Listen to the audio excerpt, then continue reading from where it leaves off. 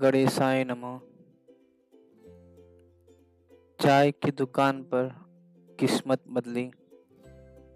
दोस्तों, हमारी एक कहानी है आज की जिसका शीर्षक है चाय की दुकान पर किस्मत बदली। यह कहानी एक लेखक के बारे में है। नमस्ते दोस्तों, स्वागत है आपका चाय पे चर्चा विथ मी में। आज हम एक ऐसी कहानी पर डिस्कस करने जा रहे हैं, कहानी सुनाने जा रहे हैं जो एक लेखक के बारे में है। उसने अपनी ज़िंदगी के कैसे परिवर्तन लाए और कैसे सक्सेस किया, उसकी कहानी है। एक लेखक की ज़िंदगी जिसकी आज हम कहानी कर रहे हैं। हेलो। एक लेखक की ज़िंदगी की सबसे बड़ी कहानी किसी महंगी कॉफ़ी कैफ़े में नहीं, बल्कि एक छोटी सी दुकान पे हुई, जो कि चाय की दुकान पे थी। सुबह का समय था। हल्की धूप, सड़क पे काफ़ी लोग, कोने में एक धुआं चल रहा था जिसमें रामू काका की चाय की दुकान थी। अरव उस लेखक का नाम है। अरव एक संघर्ष से जूझता हुआ लेखक है जो रोज रामू काका के चाय की दुकान पे आके चाय पीता। उसके हाथ में एक पुरानी डायरी और उसकी आंखों में अधूरी कहानी की बेचैनी। 3 साल से कोशिश कर रहा था, पर उसकी किताब कंप्लीट नहीं हो पा रही थी। कभी कभी सोचता शायद कसम अब कलम उठाने की कोई मतलब नहीं है, क्योंकि उसकी कहानी पूर्ण नहीं हो पा रही है। एक दिन बारिश शुरू हुई जब वो दुकान पे बैठा हुआ था। लोग दुकान के आसपास छाता लेके खड़े थे। तभी एक छोटा सा लड़का फटे कपड़े में, गले में एक फटा कपड़ा और रुमाल लपेटे हुए उस दुकान के पास पहुंचा, लेकिन आंखों में चमक थी।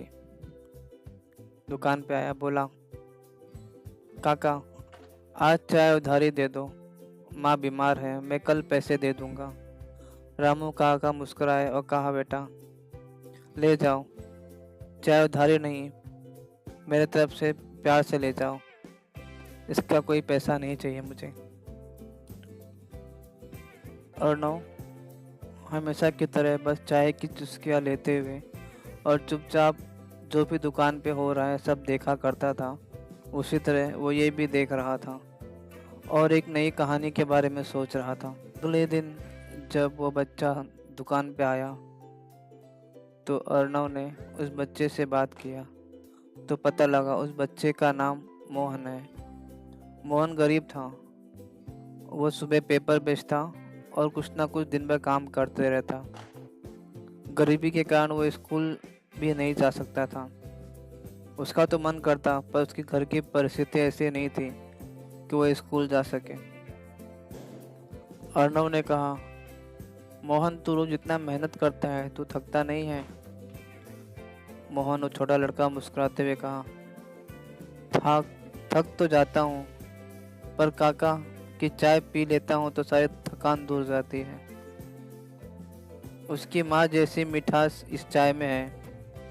अर्णव अपना डायरी खोला और उसमें कुछ लिखने लगा और लिखते हुए अर्णव को लगा कि पहली बार उसकी कहानी के शब्दों में जिंदगी और जान नजर आ रही है। दिन बीतते गए। हर शाम अर्णव चाय की दुकान पर बैठता और मोहन से बात करता। मोहन से छोटी छोटी बातें पूछता, उसके सपने जानता और अपने सपने बताता, अपनी कहानियाँ बताता और मोहन से साथ में बैठ के काफ़ी टाइम बिताता और बातें करता और फिर अपनी डायरी में कुछ ना कुछ अपनी कहानी को आगे बढ़ाता और लिखते रहता। एक दिन मैं खुद का दुकान खोलूंगा, अर्णव भैया, ऐसा मोहन ने बोला। लेकिन वहाँ सिर्फ चाय नहीं, उम्मीद भी मिलेगी, ऐसा मोहन ने अर्णव से कहा। फिर अर्णव हर बात को नोट किया। उसने तय किया कि वह किताब लिखेगा, पर किसी कल्पना नहीं, किसी काल्पनिक किरदार के बारे में नहीं, इस छोटे मेहनती मोहन के बारे में और उसकी ज़िंदगी के बारे में। और इसका पूरा श्रेय वो इस मोहन को देगा। कुछ महीनों बाद उसकी किताब छपी। किताब की शीर्षक था, चाय की दुकान पे किस्मत बदली।